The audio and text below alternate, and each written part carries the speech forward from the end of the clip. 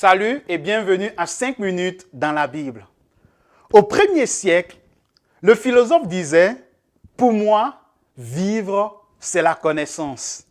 Le soldat disait « Pour moi, vivre, c'est la gloire ». Le marchand disait « Pour moi, vivre, c'est la richesse ». Mais Paul, dans sa première lettre aux Philippiens, en son chapitre 1er, verset 21, a dit « Pour moi, vivre, c'est Christ ». Cette profonde affirmation résume la perspective de Paul sur sa vie. Elle est en quelque sorte sa philosophie de la vie. Par cette phrase, Paul nous dit comment il perçoit la vie.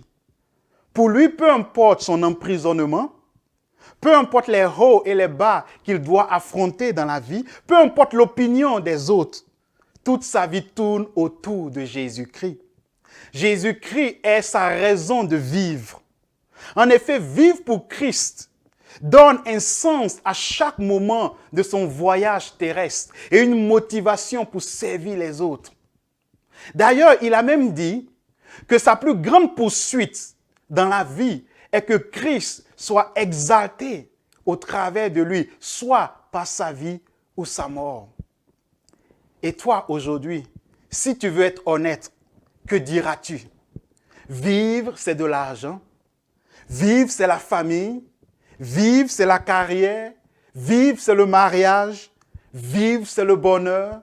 Vivre, c'est la santé. Vivre, c'est la gloire. Toutes ces choses sont des bénédictions de la part de notre Dieu.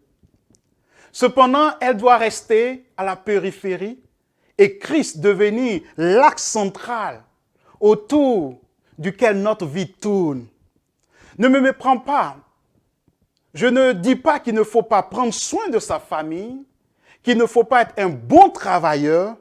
Ce que j'essaie de dire est que si ces choses deviennent ta raison de vivre, et s'il arrivait que tu les perdes, que deviendras-tu? Cependant, si connaître Christ, développer des valeurs éternelles, servir Dieu est ta raison de vivre, quoi qu'il arrivera, tu trouveras en Christ la force et la motivation de continuer à vivre. Faire de Christ ta raison de vivre veut dire, et là je veux te lire un extrait d'un article que j'ai lu il y a quelques années.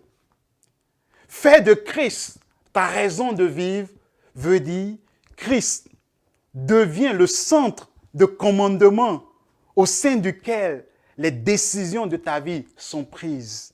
Christ devient le centre d'affection autour duquel toutes tes relations sont construites. Christ devient le centre d'énergie qui dynamise et vitalise ton cœur et ton âme. Christ devient le centre de motivation d'où tu reçois la motivation pour vivre et servir les autres dans l'église et ailleurs. Christ devient l'objet qui occupe tes pensées jour et nuit. Christ devient la passion qui enflamme ton cœur. Et Christ devient le facteur déterminant de la façon dont tu vis, dépenses ton argent et ton temps.